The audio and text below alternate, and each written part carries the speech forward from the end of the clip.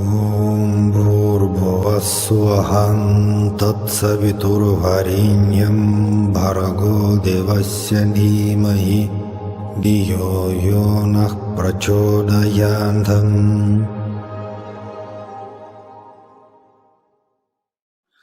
So namaste everyone.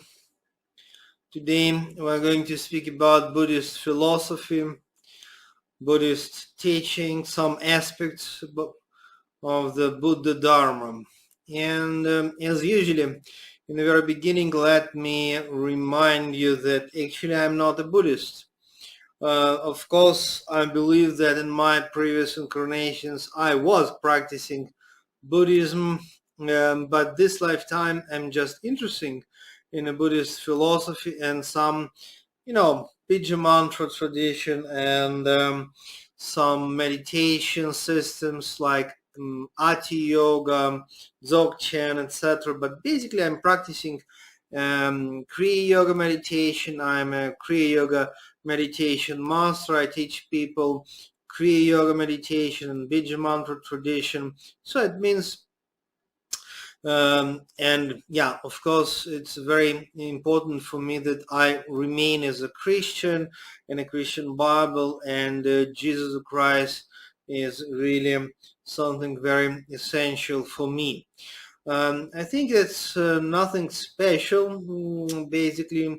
So there are many people all over the world who are just open-minded and in a stream of synthesis, may reunite different philosophical systems and ways of meditation, because actually everything is in oneness. That's human culture, human mind, and of course political and financial agenda, which is dividing different traditions. I can't imagine, any contradictions if Jesus, Buddha, and Krishna come together. Can you imagine any contradictions? Difficult for me, at least.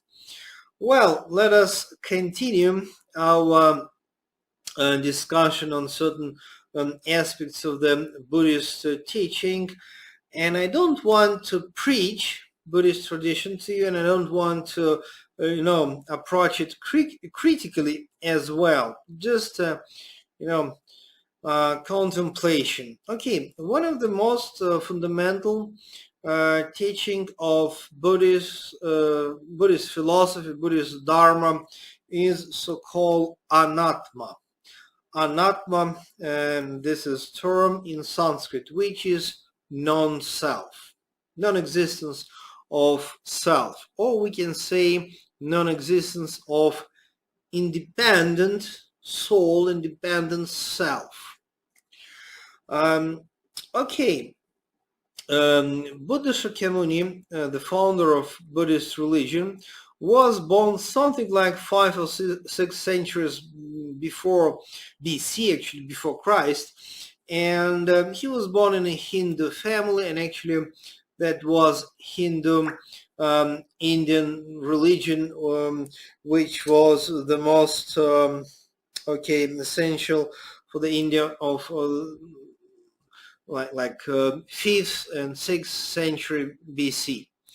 And it means that Buddhist philosophy, it doesn't have any independent terminology. It may sound strange, maybe even some Buddhist practitioners can be angry with me, but sorry guys, Nirvana, that's not India, it's not Buddhist, it's Hindu terminology.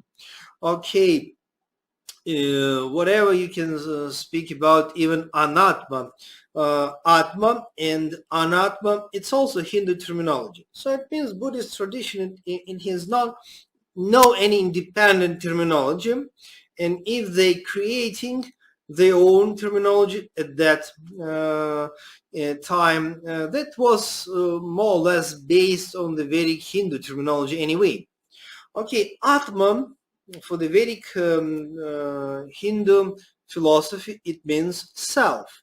And there are 2 kinds of self which we can see in Hindu Vedic philosophy. One self is personal self. In Sanskrit, it's Jivatma. And other self, it's like global universal self. This is Paramatma. In a sense, we can say that Jivatma, a personal self, it's like soul. Okay, if we wish to express it in a more biblical way. And Paramatma, cosmic self, it's like God. Okay, and maybe you know, I'm sure you know, that the name of the God, the main name of the God for the Old Testament means Yahweh or Jehovah. Different kinds of pronunciations are there, but the meaning is I am. I amness. Okay, this is the name of Yahweh. So it means no contradiction even here. Okay, but Buddha, he proclaimed something different, and he told that actually there is no any self at all, no personal self, no absolute self. That's the reason why he was speaking about philosophy of anatma.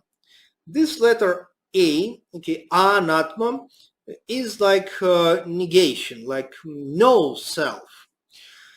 It's, like in Sanskrit, we can say roga means illness, arogya means health. So it means absence of health problems or disease, etc. So it means anatma, non-self.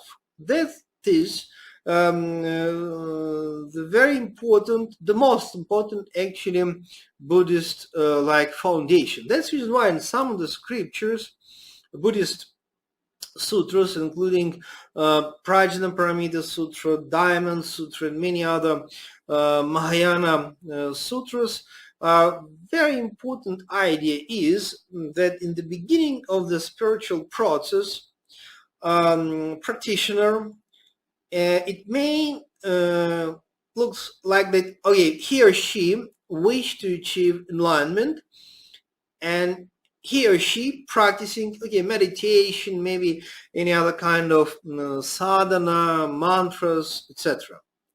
But then the question is, who is the one who can experience this enlightenment? Okay, who is just moving towards enlightenment? That's personality. But who is experiencing?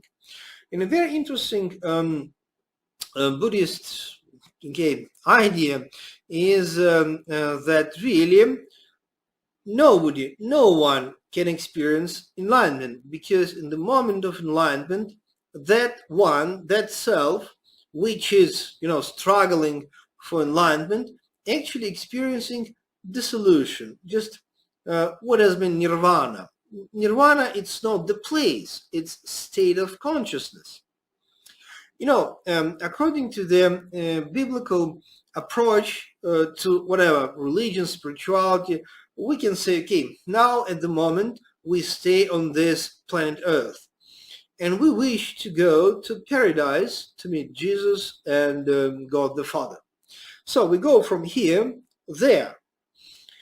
Of course, esoteric Christianity, it's slightly different, and we speak about experience of the Christ consciousness here and now.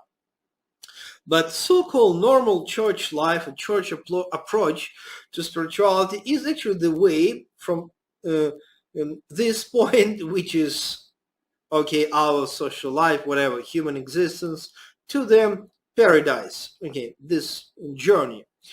But for the Buddhist tradition, there is no any goal to achieve paradise. The goal is to achieve the essence, the source of your consciousness, which is luminous emptiness. So it means actually the journey is totally within.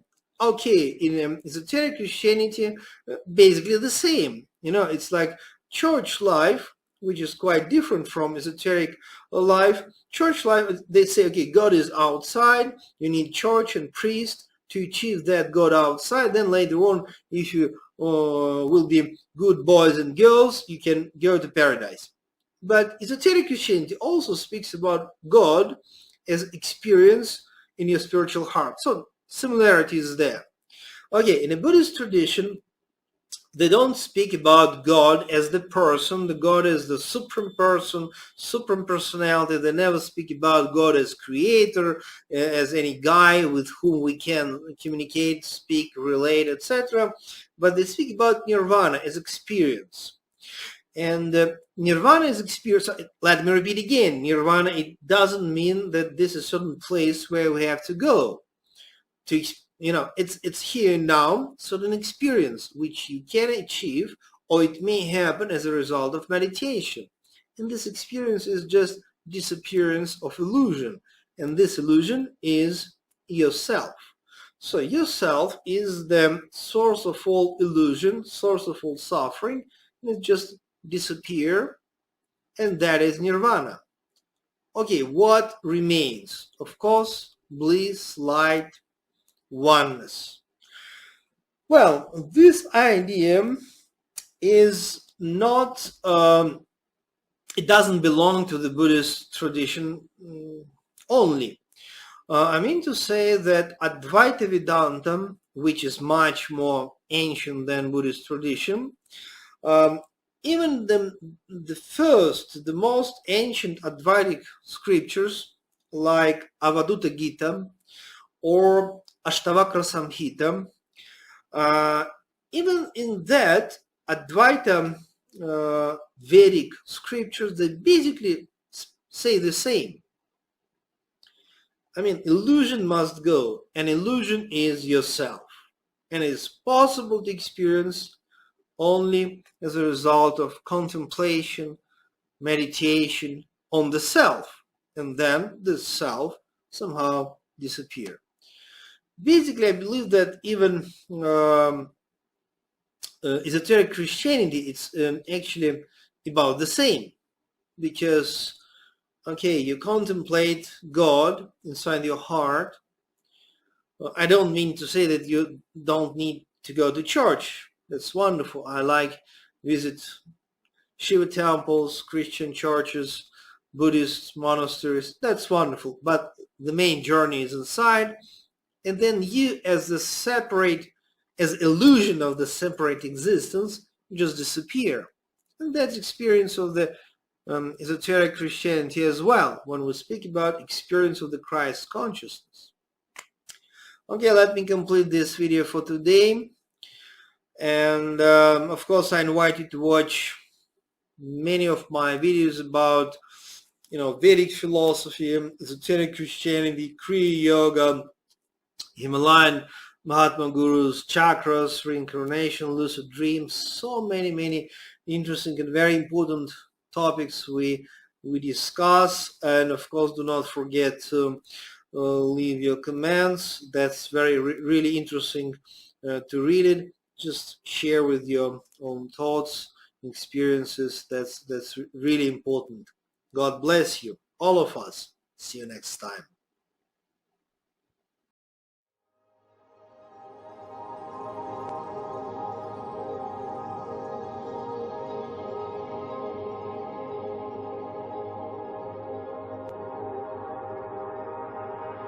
Om Bhurбhuvah Tatsaviturvarenyam Bhargo Devasya Dhimahi Dhiyo Yo Nah Prachodhayantam